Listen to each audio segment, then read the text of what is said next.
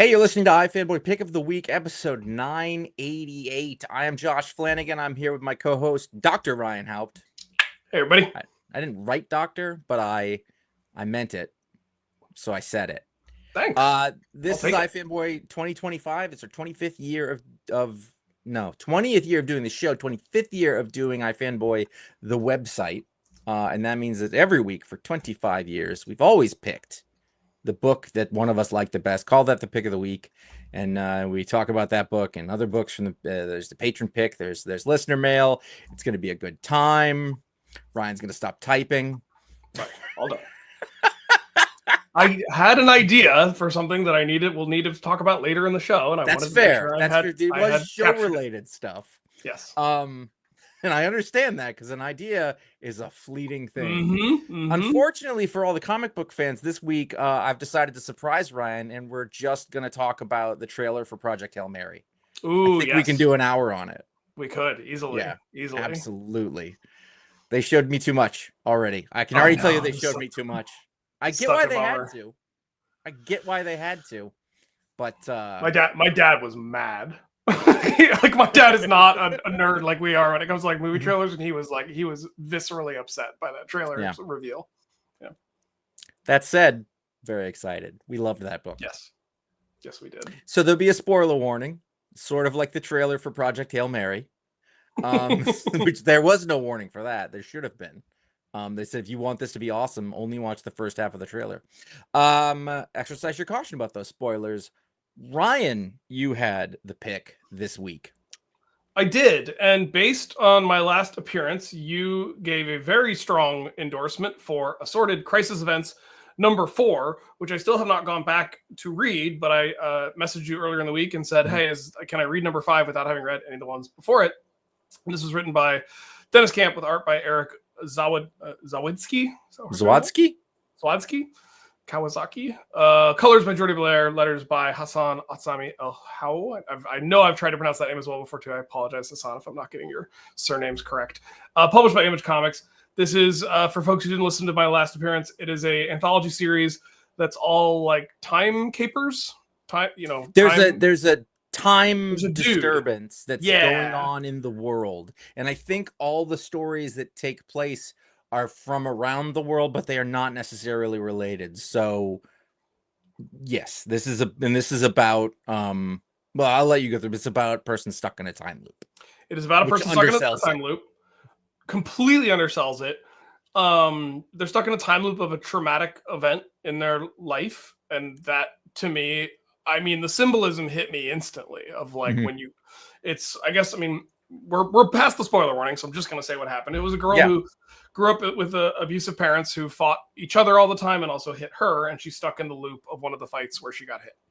And she's stuck there for like 1,000,000 years, and it just wrecks her as a person. And it turns out, there's a community of people in this world who get stuck in these time loops, but she's one of the first, so it was not well categorized or understood. So she has a really tough go of it into her burgeoning adulthood and keeps finding herself back in the loop. So it's sort of Billy Pilgrim from Slaughterhouse 5-esque, where like she keeps getting pulled back into the loop at different periods in her life. And like the symbolism of how we get pulled back into our trauma, like the things that negatively affected us in our youth coming back to haunt us later in life. Like it was so viscerally powerful in this issue. The page layouts, I haven't read any other issues in this series, but the page layouts and their cyclicity, like the way that they cycle, the page cycles as if you're going around a clock, as if you're stuck in a loop, were incredible. The fact which I normally hate, like, because it's hard to do it well, but it fit here thematically. A lot of times people just do it because they think it looks cool in something, but here, it had a formal purpose, I suppose. But it was also it was well laid out. It was easy enough to read. I put a little lock on my iPad. I know, that's the weirdest, that's the most annoying thing about rotating the iPad to read comics. I loved that there were nods to the other great time loop stories. At one point, she's putting together a pin board with strings, like any good detective, and she's got Bill Murray and Natasha Lyonne and Andy Samberg and Crystal Malnati up there as her compatriots in time loops. And I love all 3 of those. I love Groundhog Day. I love Russian Doll. I love Palm I watched Palm Springs I rewatched about a year ago, and that movie's still fantastic.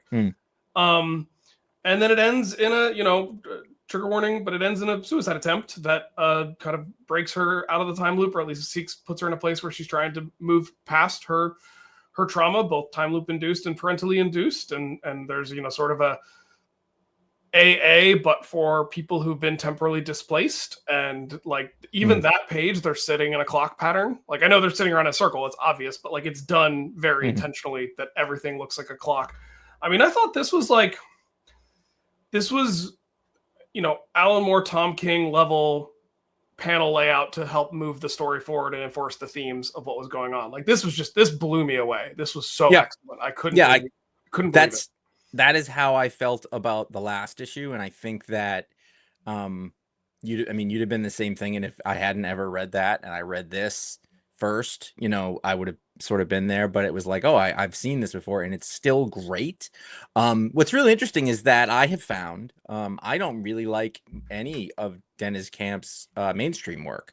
And so I kind of wasn't sure what to expect with this. I remember when the first issue came out, it was really interesting, but there was just too much in that first issue and I didn't really know what to make of it. Now I sort of see as that was sort of an intro with here's all these things. And since then, one issue story after another, all of them, good and getting better. Like it ends in a loop. Like the form, I'm trying to the formal construction of the thing and how it works is you're in a loop and it comes back and, basically she sees herself at the end, at the beginning.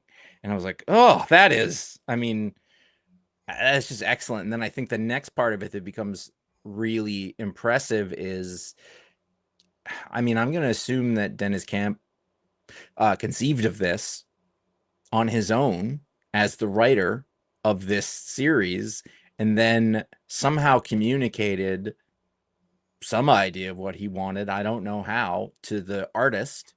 And then in, pretty amazing synchronicity, they created something that worked as a whole. And that to me is the most impressive thing, is getting ideas like this out of your head into the mind and in the pencil of another person and having them perfectly execute it. Like, I really be interested in what the conversations were and sort of what part of the team came up with what parts of the visual layout and stuff like that. But yeah, no, it was an excellent issue. You said that's pick of the week, and I was like, oh yeah, that's I had goosebumps reading this. I was so taken aback by how much this caught me off guard and had a really powerful hit to my to my emotions, to my psyche. I was just it was I was not prepared for what this the journey I went through with this issue. It was really I would hire this guy to write the Ultimates.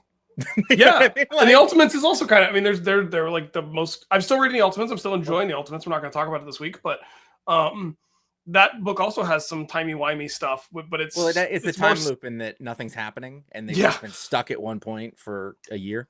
That's my problem. But it's more standard superhero time stuff, and this is innovative in a way that it was just, like I said, caught me completely off guard and took me for a journey. So it was really good. I said, and I'm not gonna, but like when I read number 4, I was like, that's the best single issue I've read in years.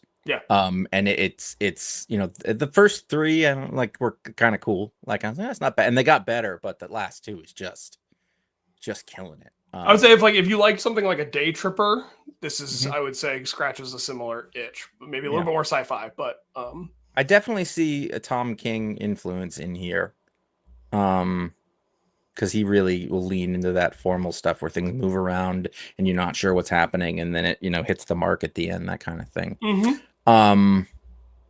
So great pick.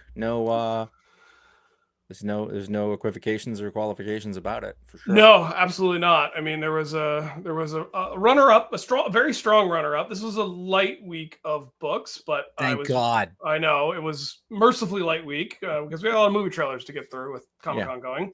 Sure. So if we go to the next slide, I will talk about Nightwing's 2025 annual number 1. I think I'm behind on issues with Nightwing, but I'll usually, if it's a character I like or a story I've been enjoying, pick up an annual. I'm not zealous about them, but especially once I saw the art by this was Francisco Francavilla, I was really excited to check it out, and it did not disappoint. The high-level concept for this issue is so good. I don't know if it executed on every level as well as it could have, but the high-level concept is, what if Batman had a villain who was basically the daughter of Frederick Wortham? And it's like a girl who was raised by the guy who did the moral panic regarding superheroes, especially superhero comics, but it's in the DC universe. So it's about superhero comics in the DC universe? So it's Grey Ghost and his young ward, Wonder Boy, or the boy, so Boy Wonder, Wonder Boy.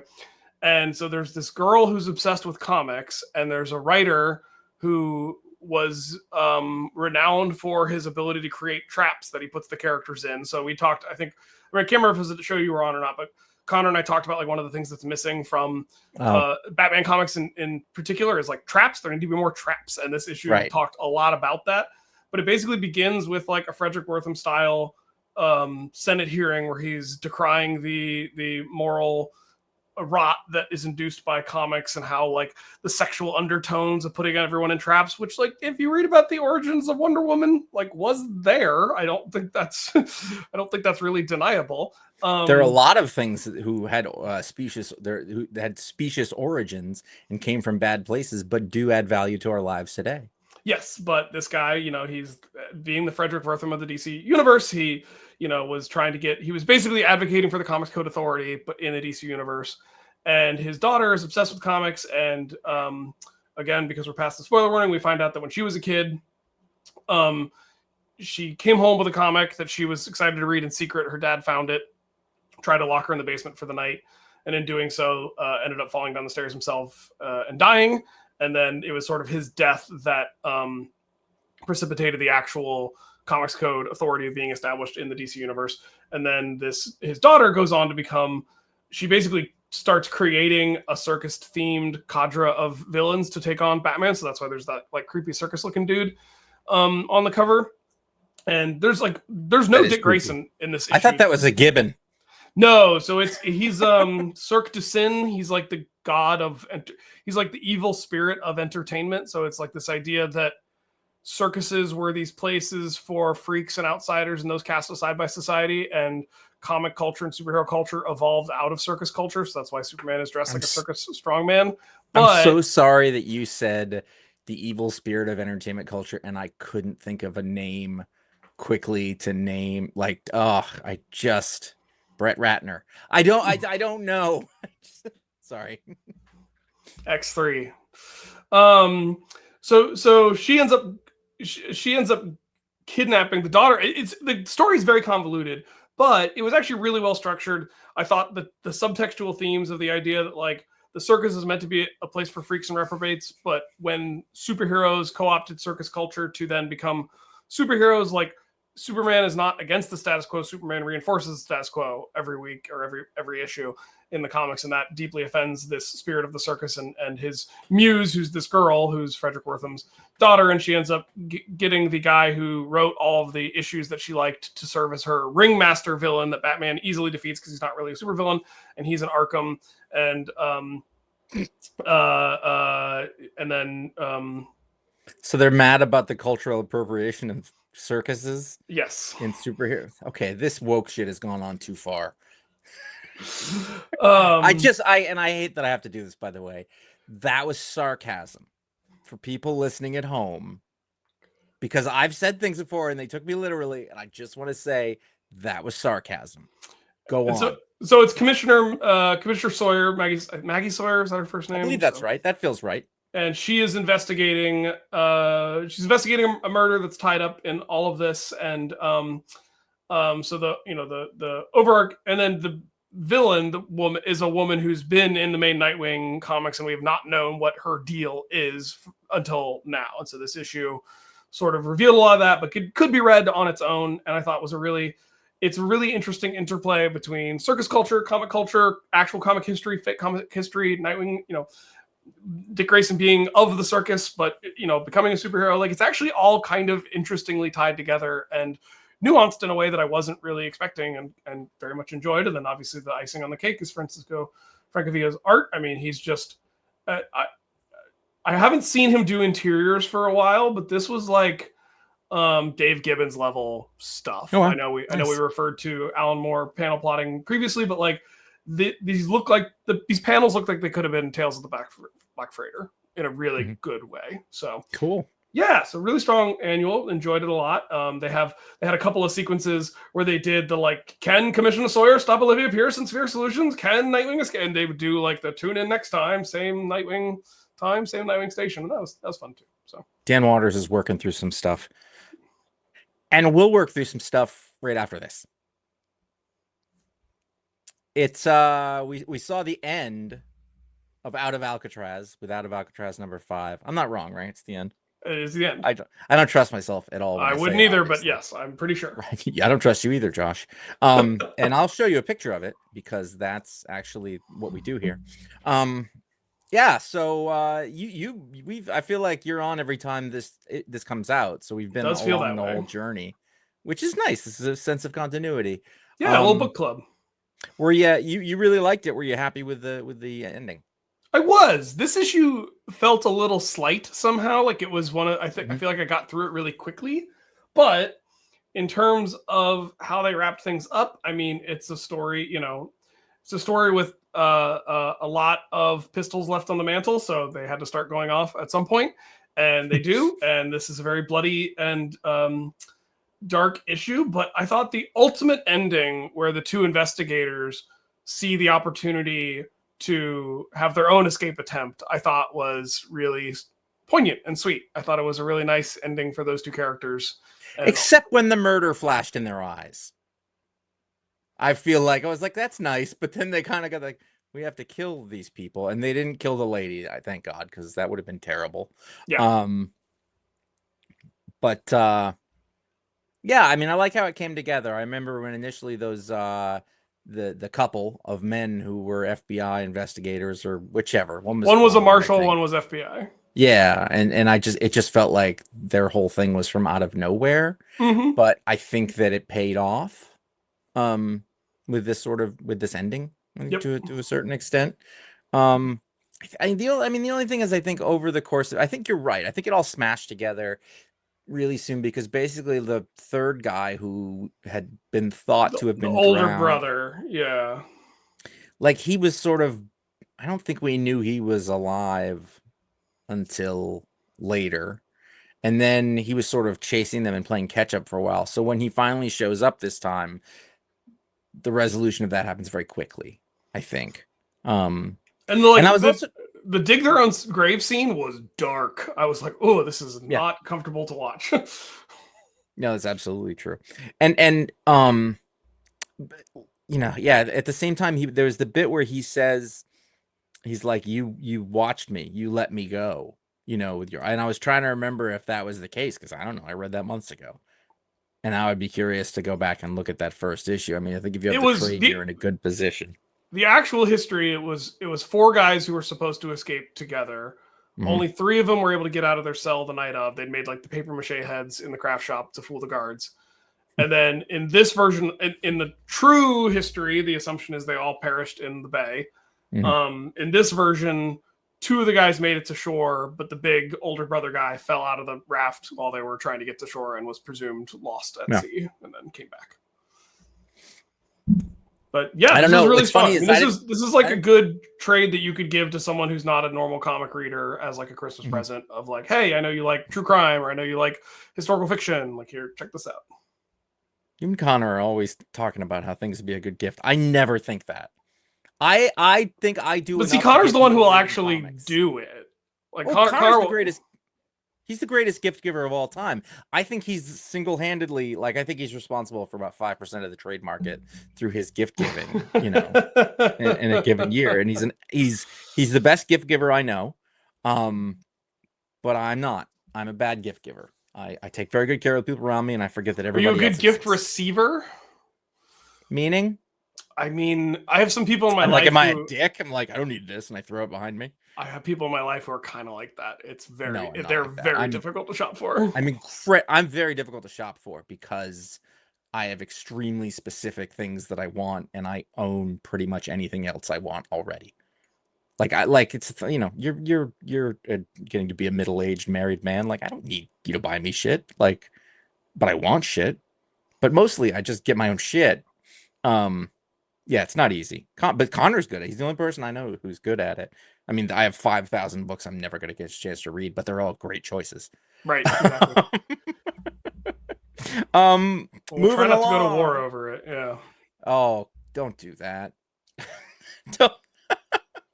So, from Boom Studios this week, and this is this is the War #1. It is, yeah, but it's a collection of shorter stories that are put into this. I mean, it's not all in here, so I don't remember where they serialized them. But like heavy hitters, you got Garth Ennis and Becky Cloonan on story and art. I had no idea what this was when I started reading it. I had no concept of what it would be, but I see Garth Ennis and war, and I'm like, all right, well, that seems to be what he does is war. But this is a completely different type of war. He's really distilling it down. He finally got to the meat of the matter. I'm just like... Yeah. I didn't know what to think at first, because basically what you had at the beginning is a group of folks talking about current events that are the same current events that we are currently living through for the most part, and the conversation is just, it was like reading people on the internet who were sitting around talking about this stuff where everybody thinks they know everything, but nobody really knows anything. And I can't stand it. I cannot stand armchair quarterbacking of people who really don't know anything about how things work, including myself. And they go on for a while about the state of the world. And again, we're just going to be in the spoiler part. The couple are kind of having a hard time getting along a little bit, and she's pregnant because he's kind of annoying, and he wakes her up in the middle of the night, and he's just looking at his phone in the dark, and he's just like, London's gone. Whoa. The Russians nuked London. And then the rest of the book, so there's 2/3 of the book, the rest of the book is they're in New York City, and they're kind of waiting to see what happens. And so part of the conversation is like, I hear that they're each going to take one out, and they're even, and now cooler heads are going to prevail. And then, so you're living in this, what's going to happen? And then New York City gets nuked. And it's pretty, like, it is, I feel like this is the kind of thing that comes from a mind who lived through the end of the Cold War in the 80s, where we were, I think he's only a few years older than me, Garth Ennis, and we were constantly sort of, in the background of everything was the existential fear of nuclear wars from the Soviet Union, because the armament was, higher and higher and higher. And then that combined with everything that's going on now, this is the perfect distillation of that through a writer like Garth Ennis. If it was somebody else, I don't know if I would have liked it as much. But the way that the information was doled out, I didn't really want to spend time with them talking about politics and events, but I think that was kind of the point. Becky Cloonan is Becky Cloonan. I haven't seen interiors from her in a while in anything that I'm reading. And I mean, you still kind of haven't, because this was a reprint. Yeah, I mean, it's more like a collection of something I think that was not widely available, as I understand it. Because I have to look, because I don't want the boss to yell at me for putting a book on here that we're not supposed to talk about. But I deem this was worthy. Because you can go out and pick it up on the stands right now, or download it as a single issue, like you would in the other one that came out this week. And I believe it is therefore valid. It's worth reading, I think. Nice. I will have to check it out. Absolutely. I thought it was on your list. I swear, I thought you put it on your, I think you did put it on your initial list, but I don't think you read it. I mean, I know you didn't read it because you just told me, but there it was. All right. No bombs go off until right after this. All right. Let us move along. And we are back. Wait. And we're back. That was good. I forgot to do those last time you and I did this without Connor. So I'm pretty proud of myself now. Well, let's move along to the Dark of Justice and their league, but tomorrow it's special. Yes, Justice League. I actually think I might have mistyped this when I sent you it, but I think the colon is supposed to come after Justice League. I think it's Justice League Dark tomorrow. That makes more sense, because it does make more sense, because I thought it was a Justice League Dark book at first too. Okay, but it's not. Justice League Dark Tomorrow special number one. I can't edit this live. That's not possible. So you'll just have to accept. I can live with it. I there were not a lot of DC books this week that caught my interest, and I wouldn't have read this if I thought it was a Justice League Dark book going into it. And then when I looked at the cover, I was like, that's Batman Beyond on the front. I'm now excited to check this out because I like Batman Beyond. And this is another time travel story. I didn't read the event that this takes place in the aftermath of, but basically any person in the DC universe who has time traveled is getting attacked and killed by these like Omega demons. So these like dark beings with an Omega shape on their face. Are they dark? They must be dark side related. That's the whole thing. It hasn't been revealed yet, but obviously wouldn't be surprising. It seemed like they were being led at one point in this issue by Shadowlass from the Legion of Superheroes. So it's possible. So there's a suspicion that maybe this is an attack from the future. They're working for Darkseid right now. So yeah, possible. Oh, are they? Are they? Yeah, that was in some Superman book last week, I think. Okay, maybe. I missed that. So anyway, this character this character who will not reveal their identity, named Legend, takes a group of time traveling heroes. So Terry McGinnis, Jonah Hex, Helena, the Huntress, Gold Beetle, I guess, is a descendant of Jaime Reyes. Amazing Man, who's a character you don't get to see very often. Then Plastic Man and Airwave are also along for the ride. And they kind of have like a big, it's sort of a team, get the team together, go have a big fight, realize the crisis or the problem goes deeper than they thought, and now they're off to the races to figure out what they're going to do next. And it will continue in the pages of Justice League Unlimited and Legion of Darkseid. There you go. There you go. Superman number 28. So. It looks like Booster Gold sat down on a bike that he didn't realize didn't have a saddle. That's what that. always sunny style exercise bike. No, that's depending on how you go. Anyway, and Booster wasn't really in this issue. Maybe they'll be a part of the story. Well, he's injured. He had to go get a donut to sit on. Yeah. All right, news from the Fallout #2, story by Chris Condon, recently on the Talksplode, art by Jeffrey Allen Love, with letters by Hassan Asmani El How. Hey, speaking of nuclear fallout, this seems to be the story of a nuclear test in Doctor Strangelove style that creates fallout that makes, I think, werewolves, although it's not super clear if that's what it is. Could be vampires. Could be Draculas. I feel like they were werewolfy in the last one, but whereas the whole thing happened on the base last time, and the story ended with the one guy who put his gas mask on, getting to a diner and be like, lock the doors. And the opposite of what you think would happen happens, is that everybody there, or at least one guy especially, starts fighting him. He's like, who are you? I don't believe you. And then there's sort of this just little box play that happens in the diner. And they let it go on too long, and they didn't lock the doors in time. Yep, I thought this was pretty interesting. I thought the way they kind of did the shadow play of the scene in the diner, like you can't really, there's no detail. It's everyone's in silhouette. Like it's almost got Sin City by way of Ben Templesmith vibes about it. Like to me, the monsters look very 30 Days of Night, but the way that everything is like shaded and shadowed and highlighted. And at one point, I guess you're supposed to, I don't think we already knew, but at one point you're supposed to put together that the soldier who's trying to warn everyone in the diner that trouble's coming is black.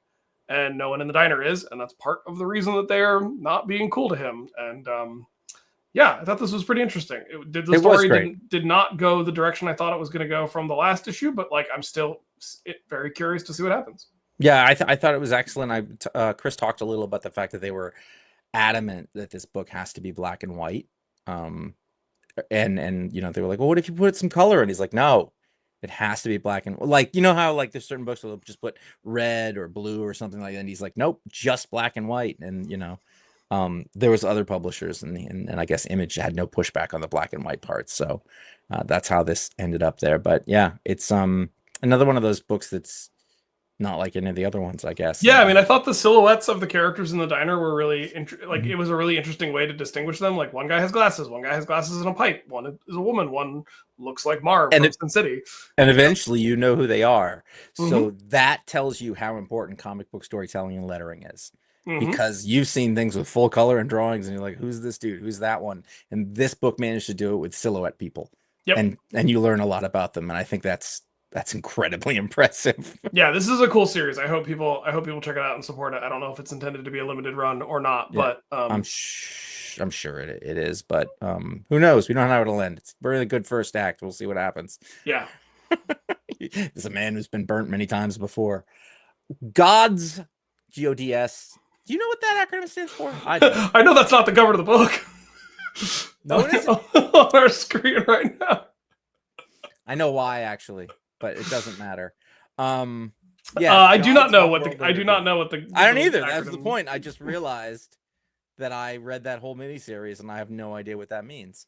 But you put it on here. What's Did you read it? I did read it, but okay. I what do you have to say about it? I don't know. I just feel like we need to have a little Ryan North happy hour every time we get together to record. Well, the thing about that is, he's the second smartest Ryan you know. So. I didn't love it initially, and I was like, oh, this is a Ryan North story that I was fine. I find this. I've seen this Wingard character in other stuff. I find him very irksome and irritating. I think that's the point, but I also like it. Yes, it wears on me in a way where I'm like, even though that's the point, I'm not enjoying it. Like, I don't want to spend time with him, right? You know, but I liked that. Like, he brought a problem that was both science and magic to Dr. Doom, and had this apprentice with him who is also a combination of science and magic, and the two of them form a unlikely bond. And doing things in the heart of a star is, I mean, the art, the art like depicted them on like the edge of the sun. I was like, that's not the center of it. The sun's huge. So I had a few little quibbles and nitpicks here and there, but I thought by and large, like it's interesting that Doom, much like Wolverine, seems to be good at developing a rapport with like a talented young woman that they then shepherd and like his relationship with Valeria, now his relationship with this apprentice Mia, I believe is her name, which is a very important plot point that someone remember her name. But yeah, I liked that she and Doom had sort of this tete-a-tete, and he offered her a favor at the end of the issue, and she said, "No, thank you. I don't want to be indebted to Dr. Doom." And I was like, "That's smart. Don't do that." Which he liked. Yeah, he respected. Well, one thing that I think that was one thing that I liked about this was that there's a thing that I've liked throughout all of this stuff is that I think it is not clear if Doom is being nefarious or not. We've been kept very much, and there's bits, and depending on who's writing what story, where it kind of is, but Ryan North's not giving it away. He's giving you, when I say I didn't like it that much, it wasn't that it was good. It's just I'm not super interested in these people. But what was interesting is that like there's times where Doom seems to be admirable, and you kind of want to believe it. Like I don't know if they're gaslighting me to sort of think, well, maybe this universe isn't the wrong way to go. And if things are really good for people, then what does it matter? Or he seems to has some kind of honor. He's, I don't know what the word is for narcissist that goes way, way beyond narcissist, but some good things come from it. But that's the best thing I could say about it. And I don't like that Wingard character either. I don't want to spend time with him. Yep. He's kind of a cliche of all these characters and none of them at the same time, if that makes sense. Like, I feel like I've seen him before, but I haven't. But he's just like every other like magic and cosmic character who comes some dude who's just a little smug and has too much power. I don't know. Smug and foppish and wears something that would only ever be worn by a cosplayer. Like no actual person would ever dress like that. Not without being laughed at. God, that's a great cover I have up there. Just saying, I fix things on the fly because I'm a dude like that. All right. Yeah, there we go. So that let's see. We'll move on to talking about money for me. No. Let's see. This show is listener supported, and we can go to patreon.com/iFanboy to be part of a great community. None of this is mandatory. You can do this or not do it. We very much appreciate those who do, but the show remains free. However, there are perks. There are benefits to the people. There's great communities on Discord and Facebook, not Disbook and Facebook. Facecord. Hold on. Register those URLs while you can. I was told not to type, so I can't type. He's got me there. You can vote on the patron pick. You can get a patron power live on the show at the $5 higher level, and you can join the monthly patron hangout. Or if you can't join it live, and I'll make this clear, you will have access to the YouTube recording of it, and other people will not. That's special just for you. So don't think, oh, I'm never gonna have time to do that. It is a fun show. It's always fun to do it. So that is I would say that's a valuable perk. $10 or higher, you will get an ad-free version of all of our shows. Plus, you will get this show that you are watching and or listening to right now 1 day early on your podcast feed. You don't have to. You just subscribe to it like you would any other podcast.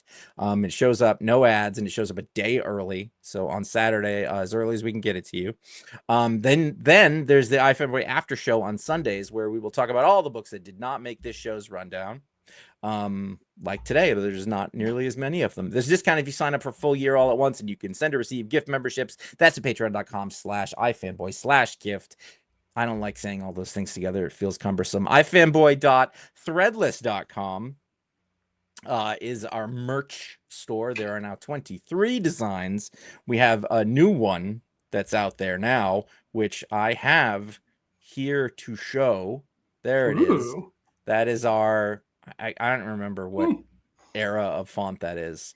But that's that. Well, it says the world's greatest comics podcast, so I'm guessing that is an original Fantastic Four era, which makes sense. I hear there's a new movie out. Any connection to existing properties is at best coincidental, but if anything, it's just random. Just saying, iFanboy really is it's a terrific trio. Yep, you can't deny that. See, there's 3 of us, so it does actually no. Yeah. Well, it's like, and you're kind of a part timer. So I think I'm Spider-Man with the bag on his head. I think that's my role in this outfit. That's not bad. There's a what is it? A PayPal link over at ifanboy.com/support that you can if you just want to do anything like that, but you feel like you want to ship into the show. ifanboy.com/Amazon has an affiliate link. If you do your Amazon shopping through that, then it helps us out. Costs you nothing. Actually, really helpful for us. So do that. That's good. Bookshop.org is a local bookstore aggregator. If you want to order books online, we will put they will send them from local bookstores, which is an awesome thing. Where we will use those. So Booksplodes that has there a lot. They don't do single issues. So that is that. Those are the things. Let me hide that, and we will move along because those were the books that we wanted to talk about. And so the only one that's left then is the patron pick, where readers get to vote on what book they would like us to read and then force us to do so. And so this week we are looking at Speed Racer #1 by David Pepose, art by David Tinto, colors by Rex Locus, which is a great name, and letters by, and I've been waiting to say this, Buddy Baudouin. Oh, sounds like he's from the Bayou. It depends on where you are. Like, that's a name that would have happened up in Maine because there was a lot of folks that came from Montreal, but in Maine, Montreal. Yeah, but they're gonna say it like that in Maine. We'd say, "Oh, that's Buddy Baudouin over there," but that's what happens. No, I'm choosing to believe this is a very Cajun guy down in the Bayou. Okay. Well, Buddy does not speak to me that he's from France. That's what I'm saying. This is published by Mad Cave Studios. And I do have one thing to add, is that last week, the pick of the week was Captain Planet and the Planeteers #1, written by David Pepose, which was a very middling, I don't even know why it existed, licensed property made for people who read comics now. And before we get to talking about this one, what do you expect from me here? What do you think is going to happen? I would like to invite the patrons to go sit on that same bike that Booster Gold was on. That's what I would like. That's how I'm feeling. All right. Do you have any experience in your life with Speed Racer? I mean, it's probably the first anime style cartoon that I saw when I was a little kid, maybe like that and Voltron. Mm-hmm. I think the Wachowski movie is one of the worst things I've ever sat all the way through. It's I just thought a garbage piece of film cinema flick picture. Bad movie. Call it bad movie. Mm-hmm. So I feel like I have a vague sense of memory of who these characters are and what they're supposed to be, but I've never experienced a story with them that wasn't just reintroducing those same concepts over and over again. So It feels like there's no sense of long existing continuity where these characters have been through stuff together. It's always a reset. It's always a let's tell it from scratch. Who is Racer X? Who Speed and his and yeah, and I it feels like when these sort of properties get these like licensed properties, like we saw a little bit with the Power Rangers and VR Troop and stuff like that. They always have to like update it in some way where like, oh, this person's a live streamer because that's what the kids do these days. And I'm just like, well, yeah, but it's also it's annoying that kids do that these days, and it's annoying in this. Like it's also those kids aren't reading this, so you don't have to make it for them. Right. I had no experiences. Like, I'm aware of Speed Racer. It feels like you and I are at least among the cohort of people who may be predisposed to liking something like this. As I understand it, it was a comic strip and animated series from Japan in the 60s. So it goes way back. It's been presented in manga, and they had been translated and adapted in the US off and on since then. There was a new series. There was a new animated series. Only went 13 episodes in 1993. And other than that, it's just always been, and there was the movie in 2008, which I didn't see because I heard what you said before I went, and I was like, that sounds correct, so I don't need to go to that. And no one since, other than people who are like, oh, I love culty shitty movies, which I don't, have ever thought I needed to read it. So nothing against it, no experience with it. I assume you didn't hear the review of the book last week. I did not know. Yeah, you can just cut and paste that one into here. I don't know who this is for. I don't know why it needs to exist. It wasn't as rote as the one, but every beat in this was like straight out of like the storybook. Like, here's what happens, and then he lost his dad and the brothers, and like I could tell you what was going to happen from beat to beat without fail all through the book. It was in no way surprising. And I don't know if it is. I feel really bad if David Pepos is listening to this, whatever. He's working in comics and I'm not.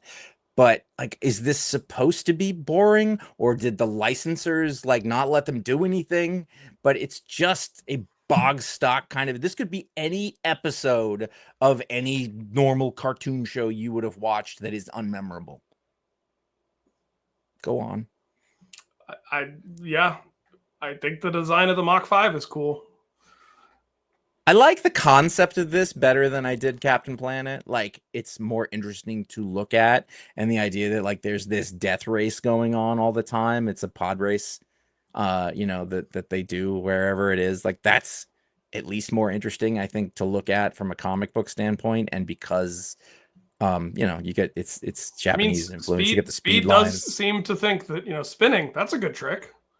It's pretty wizard. From a like, it's well enough constructed. It doesn't seem like amateur, but it seems boring, which again, boring and unoriginal, like rote and cliched, is worse than bad to me. I think the art was fine. I have no problems with the art. I feel like every woman in this book was drawn like a pinup girl in a way where it was not necessary. Like, even the waitress at the diner is like pushing her chest out and like standing at an angle that like your spine can't be doing. I literally didn't even notice that. I was really stuck on like, because this thing in the beginning, there's a flashback and he's watching his brother win a race, and he's the Speed. I don't know, like, is Racer their surname? Yes. And Speed is his first name? Yes. Sure. That's what I'm saying. Like, so you can do that, but don't try to put them in a serious world and try to convince me that works. If you want to give them dumbass names that would never, make everything else dumbass so that it fits. That, I mean, I don't know, but anyway, so like the brother dies, shocking, and then later he's racing and he's got a little brother there, but I didn't realize that was his brother. And so early he's like, I'm looking for my little brother, and then I was like, wait, didn't his brother die, and wasn't it the older brother? So I had to go back and read, and I'm like, oh, okay, there's a third brother that I don't think was mentioned in the thing at the beginning. So I'm gonna make sure that I'm not wrong about that. But yeah, I don't really want to completely repeat what I said last week, because it probably was bordering on mean. but I also feel like if you have to drive someone to the there was a baby. If you have to drive someone to the hospital because they might be dying and you don't want to wait for an ambulance and you put your hazards on, like the cops might follow you, but once you get to the hospital, like I don't think they just arrest you on like I don't think they try to barricade you from getting to the hospital and then arrest you on site. Like that to me felt well. I also felt that so the dad has a heart attack because he gets beat up. Oh yeah, he gets beat up because he owes money to somebody. No, he won't build. He won't build the right. criminals.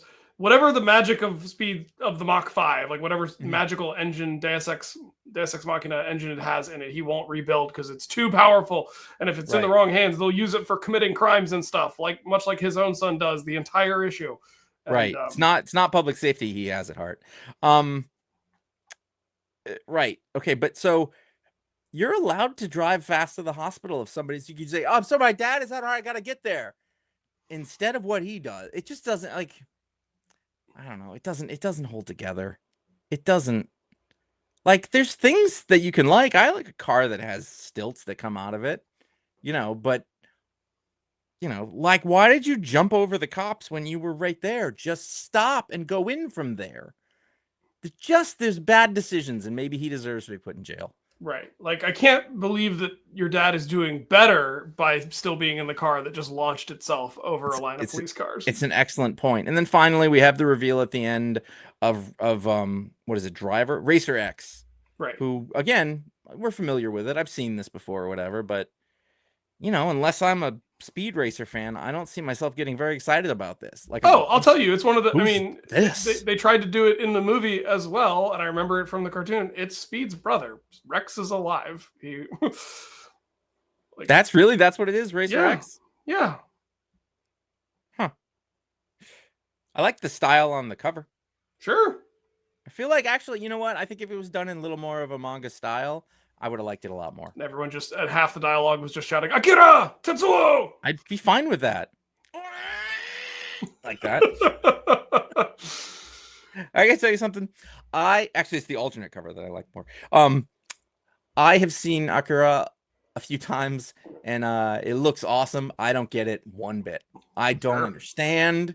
It made no sense. Well, Josh, okay, so they're speaking Japanese, so you need to put the subtitles on. Yeah, that's not English. That's why I didn't. Yeah, okay, it's not English. No. I watched it dubbed. But I wanted to like it because I was like in college when I saw it the first time, and I was like, "Oh, this is again predisposed," And I was like, "Oh man, it's beautiful," but I didn't know what I was talking about.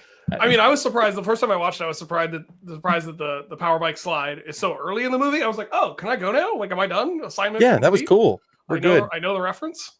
That movie, I think, is great because it just has amazing design all over the place. It's just cool to look at all the cool shit that they come up with, and that's kind of the most important part.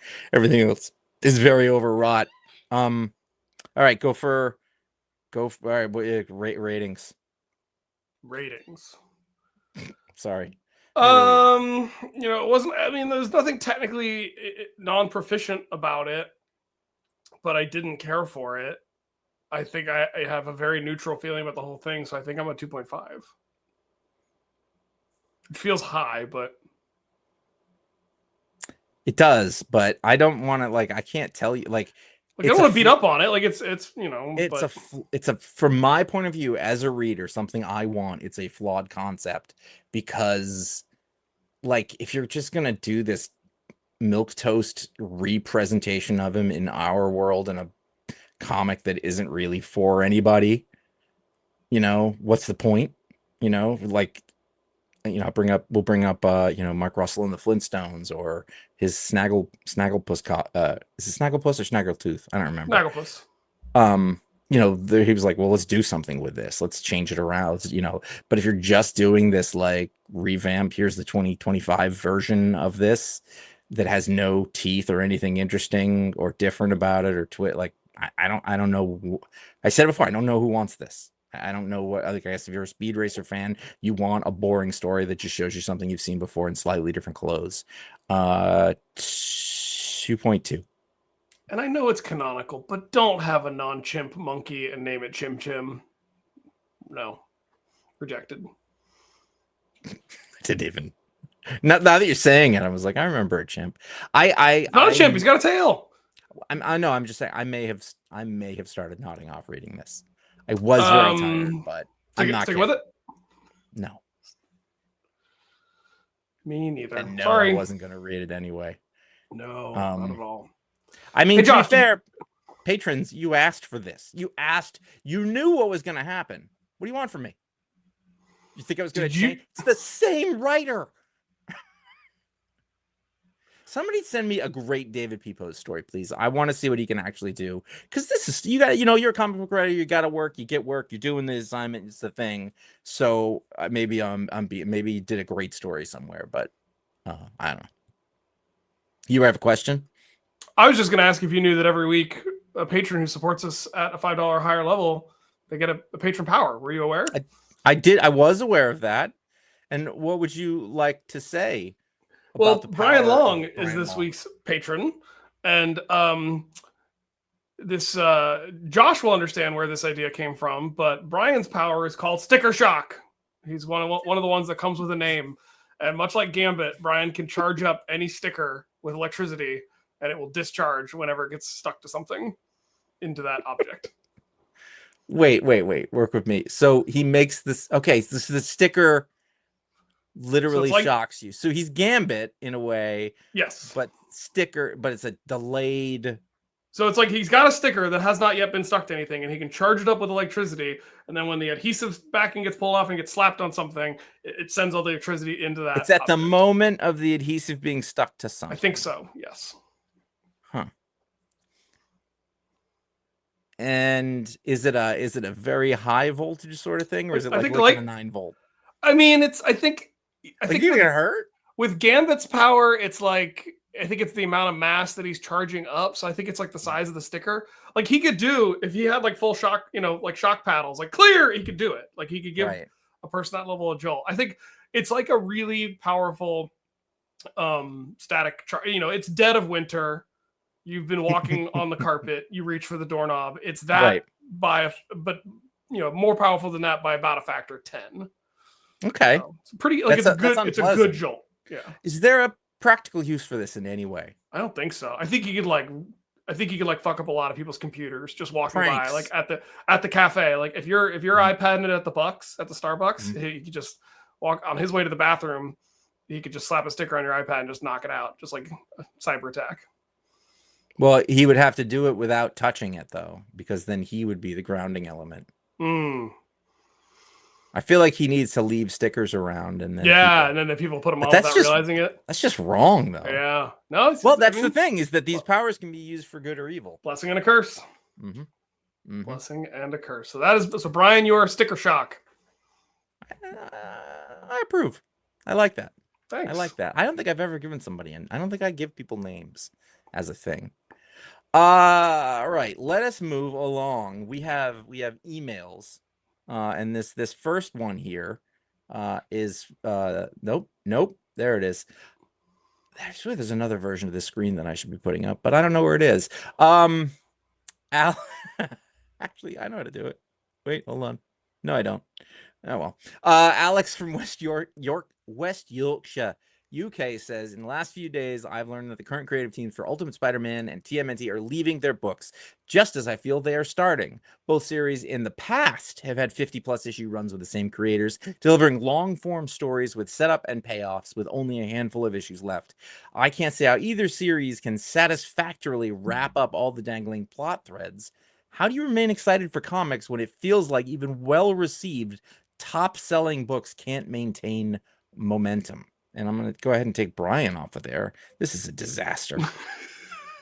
This is a disaster. My very simple answer for Alex is I just don't remain excited, and I usually drop the book. Like, I've gotten very cavalier. Even doing this show, I've just gotten very cavalier about dropping books. Like, it doesn't bother me to drop a book anymore if I'm no longer excited by it. Are there any books that you won't do that for? Because Conor has, I think, like 40 or 50 series that he won't do that for. But like he'll never drop Batman no matter how bad it gets or something like that. Do you have any? I would say the only one that's like close to that level is probably Amazing Spider-Man. Like, that's probably the one book that I will try to stick with through thick and thin, but I didn't read it for years. Yeah. I don't think I have any that I won't. The only books I wouldn't drop are ones that are like the creator's not going anywhere. Right. Like I'm not going to drop Usagi Yojimbo, but if Stan Sky's not doing it, doesn't matter. I can't think of a property that I would stick with indefinitely. That doesn't. But okay, well, just to sort of go back, there is the idea of creative teams leaving too soon and leaving things undone. I've seen that a lot for various reasons. I don't. What are we? 18 issues into Ultimate Spider-Man? That's kind of a. That's not if he's doing 20, 25 issues or something like that's pretty good for today. You know, like longer than that is the exception rather than the rule. I also feel like there was an era early in the life of this show where creators would have fun leaving a book, like they would do something that would leave the next writer in a pinch. And I think the most classic example of that is Bendis putting Matt Murdock in jail and then handing the book to Ed Brubaker. Like, and that led to some really fun stories from Brubaker. Like, I think it's possible that the handoff can be done in such a way that it does reinvigorate a book that was maybe running long in the tooth. Now, Bendis was coming off of again, same as Ultimate Spider-Man, coming off a very long Daredevil run. So I feel like he'd kind of done whatever he could do with that title. So I didn't feel like, Bendis still had something to say that he wasn't getting to say. Yeah. All right, but so let's switch gears over on Teenage Mutant Ninja Turtles. The Jason Aaron is gonna exit it. I don't know about Juan Ferreira as well, but yeah, that feels early, like he had, because I feel like he's been building up for a really long time to do this thing, and it's like you're gonna get the brothers back together and then take off. That's kind of a bummer more than anything. It's not about like, I mean, for me, just like I lead with the creators. So if the creator is the thing, the creator is more the reason I'm going to be somewhere than anything else. And so if, I'm talking about Teenage Mutant Ninja Turtles because Jason Aaron's on it. I didn't read it for years. I'd see a new one would come out every once in a while. And I'd look and I was like, I don't know who that is. And I know that like you shouldn't discount somebody because you don't know who they are, but I can't read everybody. So the criteria that I have to choose. And by the way, I do honestly believe that there is an enormous gulf between creators and creators you've never heard of, because making comics is really hard. So if you have a proven component, it's worth checking out for the most part. And a new comic book writer, it really, like, you can be surprised by it, but more often than not, you're not going to be blown away. I don't know that I have a good answer. I just like, it's like the philosophy doesn't really match with how I approach things. I guess if you really like the property, like I would keep reading Teenage Mutant Ninja Turtles depending on who takes it over. Like that's almost like the publisher or the editor's job is to make sure, like, they're the ones in trouble. They're like, well, who are we going to follow this up with? When right. I can definitely think of writers where if I heard that they were taking over from Jason Aaron on the book, I would stick with it, no problem. Yeah. Or like if Daniel Warren Johnson, he is going to leave Transformers. I can't remember they announced who is it Kirkman? I think Kirkman's actually doing it. So I don't quote me on that, but but they're Skybound smart. They know that matters. They know that the creator is on it who matters. So those G.I. Joe books wouldn't be what they are in the Transformers books. Yeah. So there's that. I don't know how to present this thing though. Well, it's the wrong one, but still I got it up. Adam from Orlando says, I was listening to episode 620 from February 11th, 2018. Long time ago. And Ryan was about to explain how manatees' vertebral columns are very interesting due to their differences from other mammals. However, Josh's mic exhibited some interference that sounded like banging, and the episode was about to end. So Ryan didn't get to explain this point. Could he explain what's so interesting? Retroactively, I've been thinking about this for 7 years. That's for you, Adam. I'm clapping. Applause. Thank you.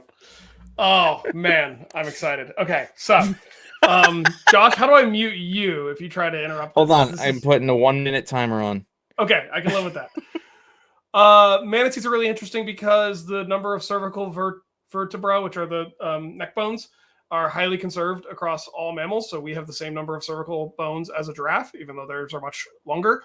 The only mammals that have a different number of cervical vertebrae are manatees and sloths. So obviously I know a lot about sloths. So Bradipus or three-fingered sloths actually have extra. I don't think that is obvious to people who don't really know you that you know Fair a lot enough. about sloths. But I have I'm going a to tell you, PhD this in man, sloths. yeah, basically, he's like we say. Oh, Dr. basically, Ryan that's my PhD. He's sloth Dr. Ryan Haupt. Yes, I am. And by the way, I just want you to know, I tell people that a lot. Nice. Like when it comes up, like they'll mention a sloth. I was like, I have a good friend, and he's like the sloth expert. Yes. And they don't know what to say. So maybe people don't know to say it to my face. So Bradipus sloths have an increased number of cervical vertebrae, and manatees and Calepus, which are the two-fingered sloths, have a decreased number of cervical vertebrae. So they only have 5 as opposed to 7. Bradipus sloths actually vary. It can be between 8 and 10. The reason it's so interesting, and I won't get into a ton of the details, but it seems like those 2 animals are pretty resistant to getting cancer. And so there's maybe some connection between the genetic changes that occur that change something so fundamental about your skeleton. Oh, I'm sorry. That's all the time we have. Also give a weird cancer resistance. So like I'm not that kind of scientist. So, but I just find it really interesting. There's other things that manatees and sloths have in common. We'll have to get into that in my next lecture. Read chapter 4. Is that what I'm supposed to say at the end of read chapter 4, and there'll be a quiz next week? I thought you were really going to say like an author's name, like read chapter 4 of Haupt et al. Dr. I don't know what. No, I can't remember which number chapter my most recent book chapter was. So I'll have to check. I had two chapters in that book, but I'm only the first author on 1. Well, that was quite a thing. Hey, let's. I'm gonna plug some of the things. Now you learned something. How dare you? No, I did. It's super interesting. It's a bit. I feel bad that my bit would make you feel minimized, but also I love a good bit. It was funny because I had started the timer, and I then used up some of the time, and I was like, I can't let the bit. I didn't want to. I know. I was getting annoyed. Yeah, I know. But what do you want me to do? It's showbiz. It's not. I don't have to teach anybody anything. Hey, 4 weeks ago there was my chapter in the book. It's read chapter 10. Okay. In ruling reptiles, crocodilian biology, and archosaur paleobiology. It's my chapter on some croc teeth from Panama. Well, there you go. 4 weeks ago, there was a media explode where we talked about the movie Rad, which is a drastic departure from paleontology and biology, and vertebral similarities and dissimilarities among particular fauna. Were those words correct? Mm-hmm. Nice. I really like saying the word vertebral, by the way. I thought it was a good use of fauna. I was impressed. That was the last second. They're not flora, they're fauna. Right. It's true. 3 weeks ago, we did a show about the Superman movie, with myself, Conor, and Ron. Still haven't seen it. I'm dying. Inside. Oh my God. I'm running a camp not near a theater. I know. I get it, but you need to go while it's in the theater. I'm going to try to. I sat next to, we have a kid from Kansas at camp, and I sat next to him at dinner the other night, and I was like, so where are you from? He's like, from Kansas. I was like, Superman movie? He's like, yeah, stoked. I was like, awesome. Like, I know that's like stereotypical to ask the Kansas kid that, but you and I are going to have to talk about the Kents, because okay. I think you will have a different take. Are you doing an accent? And I'm not. No, I was making a joke about a word that they say a lot in Britain. No, I wasn't even with you. 2 weeks ago, I mentioned this before. There's a talk split with Chris Condon. Never met him or talked to him before. He was gracious enough to talk to me the week right before he went to San Diego, which, if you don't know, that is a big sacrifice. Yes. For folks. We talked about his career. Interesting dude. Writes great comics, as we've talked about some of them even today. This last week, Mike Romo and I, because everybody else is gone. That's not to diminish Mike Romo, but Conor's not around, but him and I talked Fantastic Four First Steps. I thought it was a great show. I thought he was. Getting the opportunity to talk to Mike is a joy in and of itself. Yeah.